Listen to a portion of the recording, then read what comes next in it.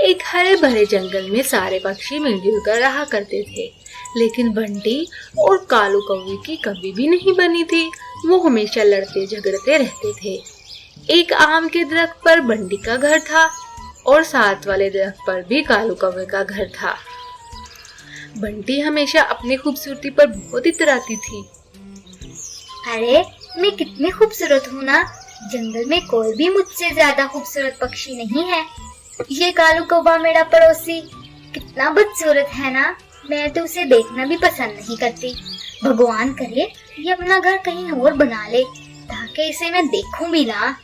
एक दिन बंटी जंगल की सैर करने का सोचती है। काफी दिन हो गए हैं, तुमने तो जंगल की सैर ही नहीं की। चल आज भोजन भी ले आती हूँ और जंगल की सैर भी हो जाएगी। आज तो जंगल की काफी दूर तक सैर करूंगी। चिड़िया तैयार होकर घर से बाहर निकलती है तो उसका सामना कालू कौवे से होता है।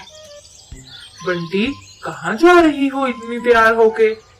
यार, इस मनहूस कौवे से भी अभी ही सामना होना था मेरा, जबकि मैं जंगल की सैर करने जा रही हूँ। मैं जहाँ भी जाऊँ तुम्हें क्या मसला है? तुमने मेरा रास्ता रोकने की हिम्मत कैसे की? बंटी तुम हर वक्त लड़ती रहती हो, मुझसे आराम से बात कर लिया करो। मैंने तेरा क्या बिगाड़ा है? तुम मुझे कालू कालू कहती हो ना, इतना भी गुरूर अच्छा नहीं होता। अब अगर भगवान ने मुझे ऐसे बनाया है तो इसमें मेरी क्या गलती है? अच्छा, बस ज्यादा बोलने की जरूरत नहीं। मैं सैर करने के लिए जा रही हूँ। जाओ जाओ, भगवान तुम्हारा भला करे। कालू तुम तो मुझे क्षमा दे दो और अब जाने दो। ये कहकर बंटी और कौवा अपने अपने रास्ते पर चल देते हैं। बंटी ने पहले भोजन तलाश किया और सैर के लिए रवाना हो गई। बंटी ने अपने पर फड़फड़ाते हुए जंगल की खूब सैर की। बंटी अपनी मस्ती में चलते हुए चील के इलाके में पहुंच गई।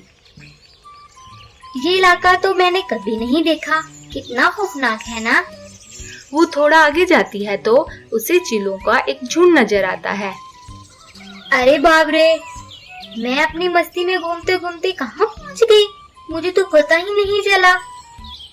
बंटी अभी खुद से कह रही होती है कि इस झुंड में से एक चील बंटी को देख ले। इतनी सुंदर चिड़िया, वो भी हमारे इलाके में। वाह, आज तो भगवान ने कृपया की है मुझ पे। मुझे तो आज कहीं शिकार के लिए नहीं जाना पड़ेगा।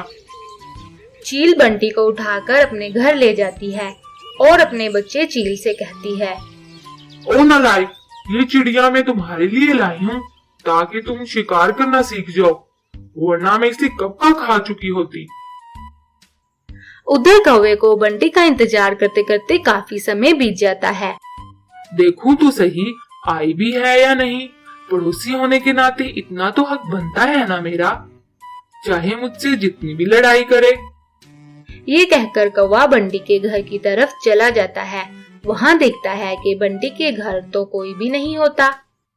भगवान खैर करे, अभी तक बंटी घर वापस नहीं लौटी। चलो थोड़ा इंतजार कर लेता हूँ। उधर कौवे को बंटी का इंतजार करते करते काफी समय बीत जाता है। अब तो मुझे बंटी को ढूंढने जाना होगा। कहीं बंटी को कुछ हो तो नहीं क्या? नहीं, मैं ये क्या सोच रहा हूँ। कालू कौवा बंटी को तलाश करने के लिए निकल पड़ा, लेकिन उसे कहीं भी बंटी ना मिली। आखिर रास्ते में जाते जाते कालू कौवे को एक कबूतर मिला और उससे पूछा, क्या तुमने बंटी चिड़िया को देखा है यहाँ? वो सैर करने के लिए आई थी मगर वापस नहीं आई। हाँ कालू कौवे, मैंने एक चिड़िया को चील के इलाके की तरफ जाते हुए देखा था। ओ भगवान भला करे, इस बंटी को क्या बनी कि वो चीलों के इलाके में चली गई। कबूतर जी, कृपया करके क्या आप बंटी को ढूंढने में मेरी मदद करेंगे? क्यों नहीं कालू कौवे, मैं हाजिर हूँ। कालू कौवा और कबूतर दोनों चीलों के इलाके की तरफ चल देते हैं और एक पहाड़ी से छुपकर देखते हैं कि एक चील ने चिड़िया को पकड़ा होता है। कौवे भैया, हमें तुरंत कुछ करना होगा वरना चील चिड़िया को खा जाएगी।